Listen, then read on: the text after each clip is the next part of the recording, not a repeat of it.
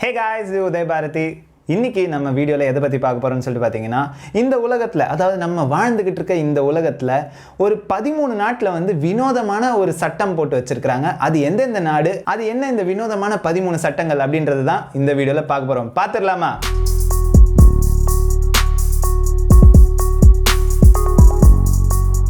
முதல் வினோதமான சட்டம் என்னன்னு சொல்லிட்டு பாத்தீங்கன்னா, நீங்க ஒரு விஷயத்தை வந்து ஈஸியா மறக்கிறவரா?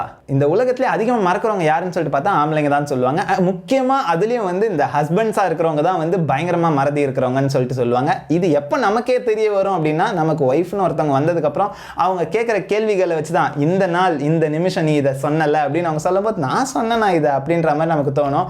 ஸோ அந்த மாதிரி மறதி இருக்கிற ஆண்களுக்கு வந்து இந்த சட்டம் ரொம்பவே வந்து ஒரு கொடூரமான சட்டம். ஏன்னு சொல்லிட்டு கேட்டிங்கன்னா, சமோவா ஓஷானியா இந்த இடத்துல வந்து உங்க ஒய்ஃபோட பர்த்டேவை நீங்க மறந்துட்டீங்கன்னு வச்சுக்கோங்க, அவங்க போய் போலீஸ் கிட்ட கம்ப்ளைண்ட் பண்ணலாம். போலீஸ் என்ன பண்ணுவாங்கன்னா, உங்களை இம்மீடியட்டா வந்து ஆக்ஷன் எடுக்க முடியும், உங்களை அரெஸ்ட் பண்ண முடியும், உங்களை உள்ள தூக்கி வச்சு லாக்அப்ல வச்சு உங்ககிட்ட தகாத வார்த்தைகள்ல ப்ரூட்டலான கொஸ்டின்ஸ்லாம் கேட்கப்படும் அப்படின்னு சொல்றாங்க. அந்த சட்டம் அதுதான் சொல்லுதாமா. ஸோ இந்த மாதிரி ஒரு விஷயத்தை தெரிஞ்சதுக்கு அப்புறமும் நீங்கள் யாராவது தெரியாதனமாக சமவால வாழ்ந்துகிட்டு இருக்கீங்க அப்படின்னா, தயவு செஞ்சு உங்களோட ஒய்ஃபை வந்து காண்டாவாத அளவுக்கு பார்த்துக்க வேண்டியது உங்களோட கடமையாக இருக்கும். எதனால் சொல்ல வரேன்னா, நம்மளால் வந்து மறக்காமல் இருக்க முடியாது. அதனால மறந்துட்டாலும் அந்த பர்த்டேவை மறந்தாலுமே அதுலேருந்து தப்பிக்கிறதுக்கு உங்கள் ஒய்ஃப்க்கு வந்து நல்ல கிஃப்ட் வாங்கி கொடுங்க, எங்கேயாவது வெளியில் கூப்பிட்டு போயிட்டு வாங்க. இல்லை சமவால இருக்கிறவங்களுக்கு சம்பவம் ஆகிடும், பார்த்துக்கோங்க. ரெண்டாவது சட்டம் என்னன்னு சொல்லிட்டு பார்த்தீங்கன்னா, கேப்ரின்ற ஐலாண்டில் வந்துட்டு நீங்கள் ஒரு நாய் வளர்க்குறவராக இருந்தீங்கன்னா, அப்போ நீங்கள் நாயை வந்து டெய்லி வாக்கிங்க்கு கூப்பிட்டு போகும்போது அந்த இடத்துல நாய் வந்து அசிங்கம் பண்ணி வச்சதுன்னா, அதாவது ஆய் போய் வச்சதுன்னா அந்த இடத்த நீங்கள் தான் க்ளீன் பண்ணி ஆகணும்.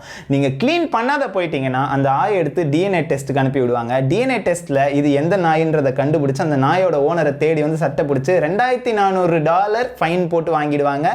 ஸோ க்ரீப்பி ஐலாண்டில் இருந்தீங்கன்னா கண்டிப்பாக நீங்கள் வந்து இந்த விஷயத்தை பற்றி தெரிஞ்சே ஆகணும்.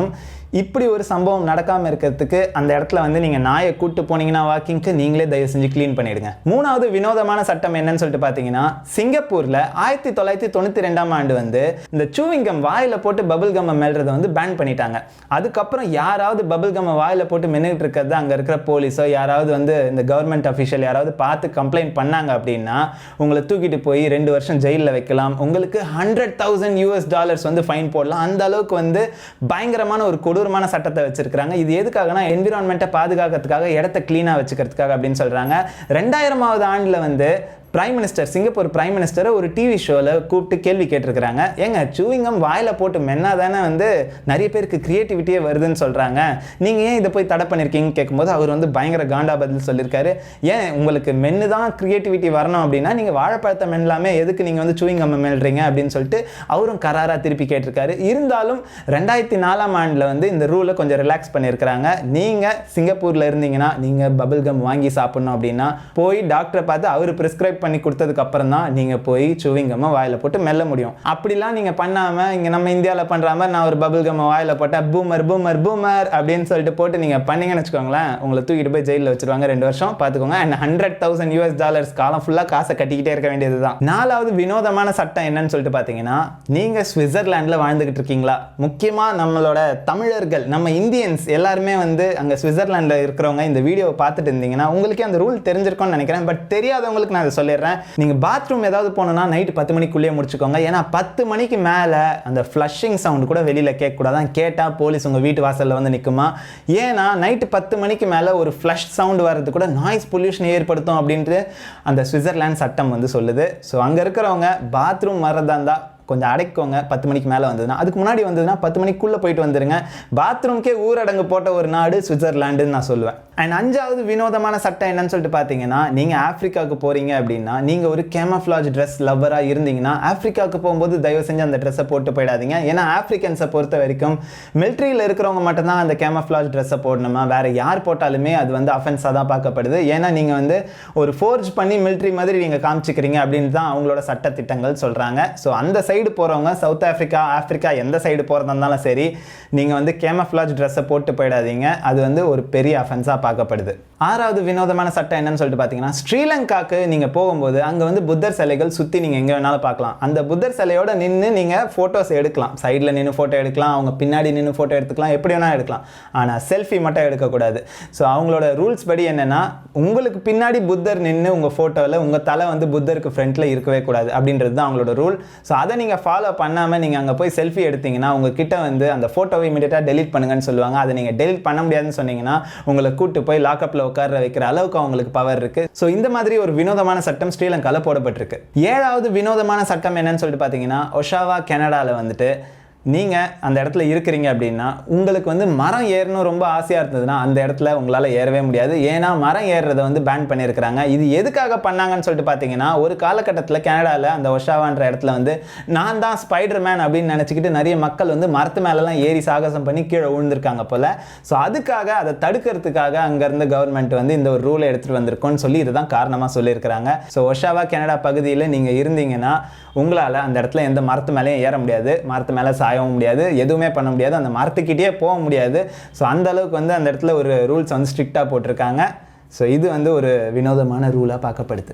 எட்டாவது வினோதமான சட்டம் என்னன்னு சொல்லிட்டு பார்த்தீங்கன்னா, இட்டாலி டியூரினில் வந்து நீங்கள் ஒரு அனிமல் லவராக அந்த இடத்துக்கு போனீங்க அப்படின்னா, அந்த இடத்துல நீங்கள் ஒரு செல்லப்பிராணியாக நாயை வளர்க்குறீங்க அப்படின்னா, இல்லை நாயோ பூனையோ ஏதோ ஒன்று வளர்க்குறீங்க அப்படின்னா, ஒரு நாளைக்கு அந்த நாயை வந்துட்டு 3 டைம்ஸ் நீங்கள் வந்து வாக்கிங் கூப்பிட்டு போயிட்டு வரணும் வெளியில். அப்படி நீங்கள் கூப்பிட்டு போகாத விட்டிங்கன்னா உங்கள் மேலே ஒரு கொடூரமான சட்டம் வந்து என்னன்னு பார்த்தீங்கன்னா, நீங்கள் $650 கிட்ட ஃபைன் கட்ட வேண்டியது இருக்கும். இந்த விஷயத்தை வந்து போலீஸோ அங்கே இருக்கிற சுற்றி இருக்கிற யாராவது கண்டுபிடிச்சாங்கன்னா, நீங்கள் செல்லப்பிராணியை வெளியே வாக்கிங்கே கூப்பிட்டு போக மாட்டீங்கன்னு சொல்லிட்டு உங்களுக்கு $650 வந்து ஃபைனாக போடப்படும். இது எதனாலனா, இட்டாலி அவங்களே வந்து ஒரு அனிமல் லவ்விங் கண்ட்ரியாக பார்க்குறாங்க. ஸோ அங்கே இருக்கிற செல்ல பிராணிகளுக்கு ஒரு நல்ல சட்டத்திட்டங்களை நம்ம வகுக்கணும் அப்படின்னு சொல்லி இந்த விஷயத்தெல்லாம் பண்ணியிருக்கிறாங்க.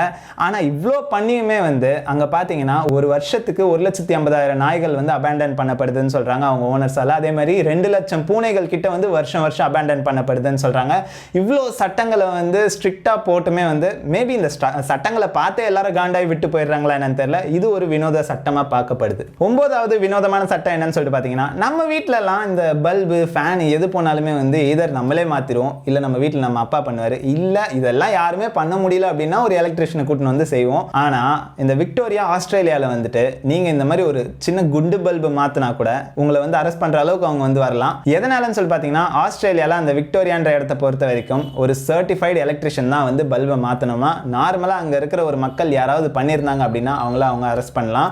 இந்த மாதிரி ஒரு சட்டத்தை நம்ம இடத்துல எடுத்துன்னு வந்தாங்க வச்சுக்கோங்களேன், இந்தியாவில் முக்காவாசி பேர் ஜெயிலில் தான் போயிருப்பாங்கன்னு நினைக்கிறேன். 10வது வினோதமான சட்டம் என்னன்னு சொல்லிட்டு பார்த்தீங்கன்னா, வெனிஸ் இட்டாலியில் வந்துட்டு பீஜியன்ஸுக்கு சோறு போடக்கூடாது அப்படின்னு சொல்லிட்டு அங்கே இருக்க கவர்மெண்ட் 2008 பேன் பண்ணியிருக்காங்க. எதனால் அப்படின்னு சொல்லிட்டு பார்த்தீங்கன்னா, அந்த பீஜியன்ஸ் வந்து அங்கே இருக்கிற மானுமெண்ட்ஸ் மேலே வந்து அசிங்கப்படுத்திடுது அப்படின்னு சொல்லிட்டு ஒரு குற்றச்சாட்டு வைக்கிறாங்க. இன்னொரு விஷயம் என்னன்னு சொல்லிட்டு பார்த்தீங்கன்னா, அங்கே வர அந்த மக்கள் வந்து அங்கே இருக்கிற மானுமெண்ட்ஸை பார்க்காம அங்கே இருந்த பீஜியன்ஸ் தான் வந்து அந்த ஷோவே ஸ்டோல் பண்ணிடுச்சு அப்படின்னு சொல்லி ஒரு வாட்டி வரும்போதும் பீஜியன்ஸை பார்த்துட்டு எல்லாரும் கை தட்டு போயிடுறாங்க அப்படின்னு சொல்லிட்டு எங்கள் நாட்டோட அழகை பார்க்க மாட்டாங்க. உள்ள இருக்கிற இந்த புறாவை தானடா பார்த்துக்கிட்டு இருக்கீங்க, அந்த புறாக்கு நாங்கள் சோறே போட மாட்டோம், நாங்கள் பேன் பண்ணுறோம் அப்படின்னு சொல்லி இட்டாலியில் இருக்க கவர்மெண்ட் வந்து அந்த வெனிஸில் இப்படி ஒரு ஆர்டரை போட்டிருக்காங்க.